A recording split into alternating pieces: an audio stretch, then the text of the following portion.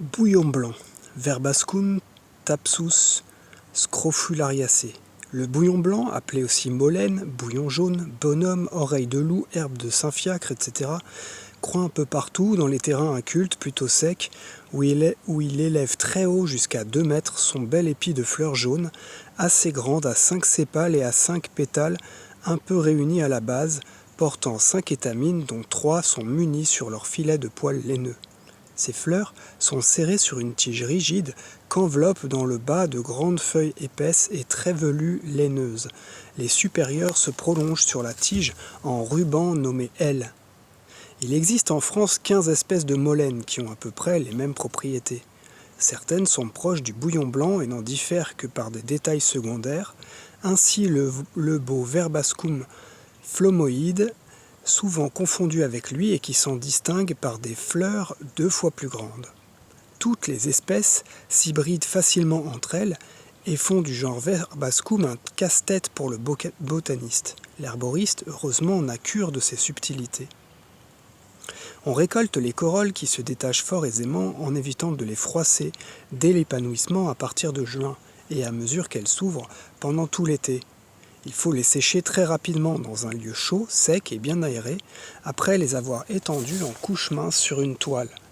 On les garde ensuite à l'abri de l'air et de la lumière, dans des boîtes bien closes ou des sacs hermétiques. Elles doivent conserver leur belle couleur. Les feuilles et la racine s'utilisent plutôt fraîches et il est rare de ne pas en trouver à discrétion. Tout habitant averti de la campagne devrait repérer quelques stations de plantes médicinales afin de pouvoir y courir en cas de besoin. Les plantes ne poussent pas n'importe où et si une espèce est abondante en un lieu un peu sauvage, on peut être à peu près certain de l'y retrouver pendant plusieurs années. Même si, de nos jours, la déprise agricole et le recul du pâturage extensif entraînent l'embroussaillement rapide de bien des milieux ouverts, le recul de la flore des jachères et des friches. Propriété médicinale. Le bouillon blanc est émollient, sédatif, pectoral. On l'emploie avec succès dans les irritations de l'appareil digestif et des voies respiratoires. Usage pectoral. L'infusion des fleurs, voire plus bas le NB à la dose de 1 cuillère à soupe par tasse d'eau bouillante est utile dans les affections trachéobronchiques, toux, catarrhe aigu et chronique, asthme des vieillards. Le mélange suivant, tisane des 4 fleurs, fleurs de bouillon blanc 30 g, fleurs de coquelicot 20 g, fleurs de mauve 10 g, fleurs de tussilage 20 g, sera donné aux enfants dans toutes les affections légères de la poitrine à la dose d'une cuillerée à soupe pour une tasse, sucrée au miel ou au sirop de réglisse. Il calme la toux, facilite l'expectoration et favorise le sommeil. Usage émollient, voie digestive et urinaire. Le bouillon blanc est indiqué dans l'entérite, les diarrhées douloureuses dont il calme l'inflammation et les spasmes. On lui adjoindra des astringents, la salicaire, entérite des nourrissons, le solidage verge d'or, entérite des enfants, la tormentille et la pimprenelle, diarrhée chronique et dysenterie. Dans la cystite aiguë, sans vraiment agir sur les causes du mal, l'infusion peut apporter un soulagement très net, surtout si on l'associe à celle de stigmates de maïs et de bruyère. NB. L'infusion de fleurs de bouillon blanc doit être soigneusement filtrée, dans un linge fin par exemple, avant d'être absorbée, car les fleurs et les étamines abandonnent dans le liquide une multitude de poils qui peuvent irriter très désagréablement la gorge au passage, effet qui serait bien contraire aux propriétés adoucissantes de la plante. Usage externe. La décoction des fleurs s'administre en lavement dans les coliques intestinales. Les feuilles cuites dans du lait et appliquées en cataplasme calment la douleur des hémorroïdes, des inflammations cutanées.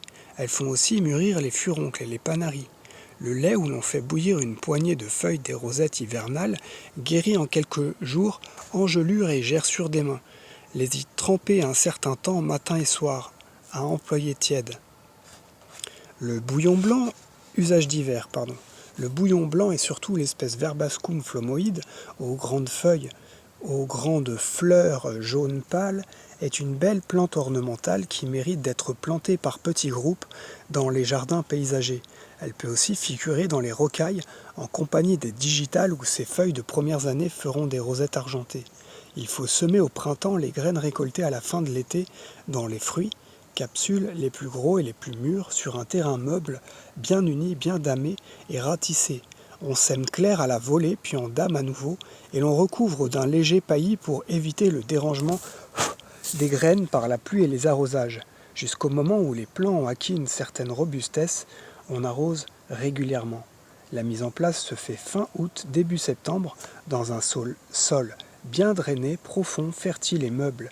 Il faut espacer les plants d'au moins 5 cm en tous sens et il ne demande plus jusqu'à la floraison que les binages indispensables.